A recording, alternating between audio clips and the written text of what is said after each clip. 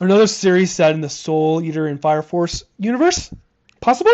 I finished reading volume 1 of this manga right here. I'm not going to say the name. Relatively recently in the last couple of weeks or so, give or take, but it's to fresh my mind. If you wouldn't mind like commenting, following the Show Me Enjoyment content, I very much would appreciate that. Now, let's get into it. So, I don't see any connections for it outside of the design for the moon. In the very first chapter, in the very first page for this manga, the moon looks very similar to the moon that we see in Soul Eater and at the end of Fire Force, and how Fire Force connects to Soul Eater, and seeing how this is made by the same person who created both Fire Force and Soul Eater. It could be possibly in that same universe. Maybe it's set after Soul Eater, and Soul Eater is a prequel, because it would make sense seeing how he made Fire Force a prequel to Soul Eater. Maybe this is Soul Eater is a prequel to this, and this is in the Soul Eater story. But overall, I really enjoyed this. I like the aspect of the powers, and the main character has the ability to gain the ability of any animal he eats the bones of, which is actually really interesting. And this is just the introduction to these characters, and I'm kind of